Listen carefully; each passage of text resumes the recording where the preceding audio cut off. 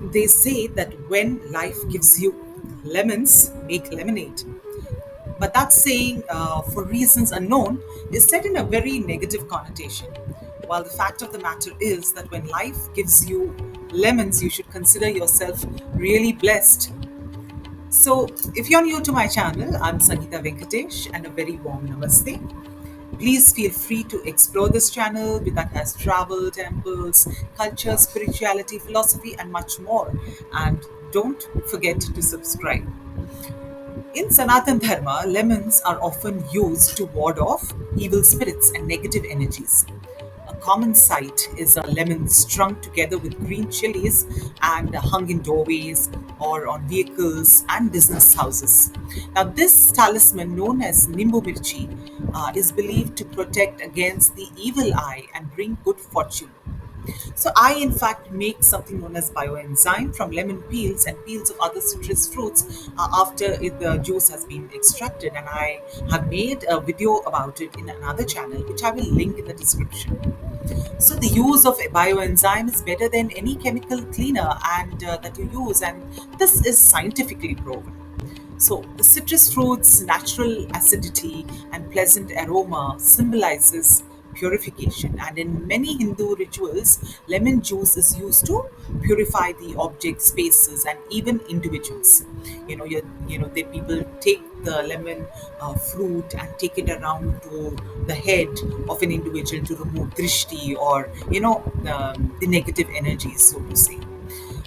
So, if you've seen my previous video on the Muppatamman temple in Chennai, if you have not, I will link that also in the description. You will recall that the goddess is offered garlands made of lemon, and also lamps are lit in lemon peels.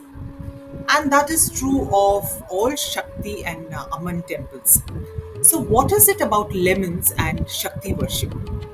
Now, lemons have a long history and an interesting legend associated with it. And as is common in any Indian mythological story, this story is also about the victory of good over evil. So, it is believed that in the Krita Yuga or the Satya Yuga, an Asura named Nimbasura unleashed havoc on earth, which led to a great famine, and there was no vegetation left on planet Earth. But because of a boon from Lord Shiva and Lord Brahma, Nimbasura remained undefeated. Now, disturbed by the Asura's heinous acts, Rishi Agastya carried out rituals and underwent severe penances to protect the planet from devastation that the demon had brought about. So the sage appealed to the goddess Shakti to put an end to this doings of this demon on Nimbasura. So goddess Shakti yielded to Agastya's fervent request and came to annihilate Nimbasura.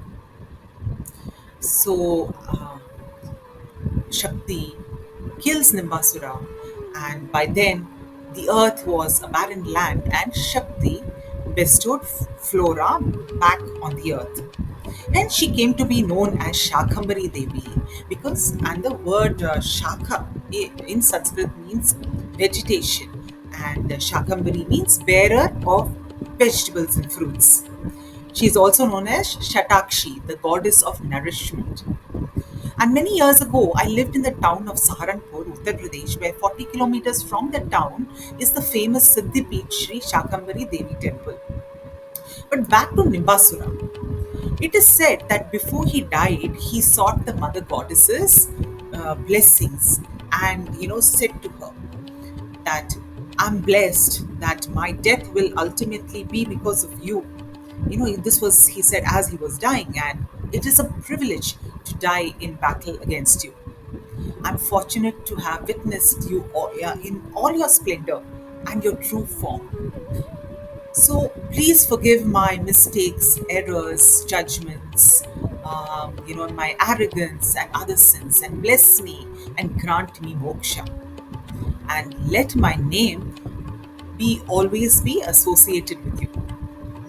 May my name become immortal, known as the one that that was killed by you.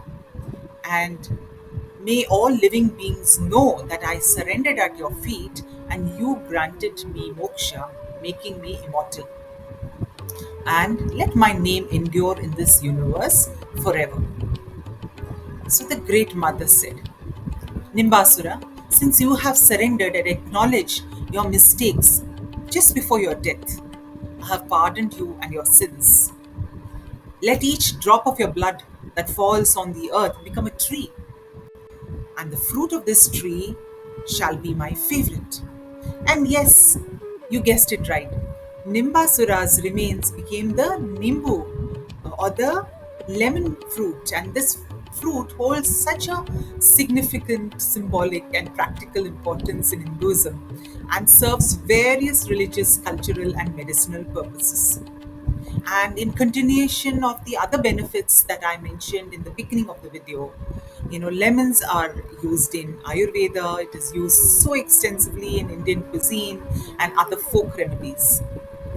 And if the story is to be believed, we have to thank Nimbasura and Devi Shakambari.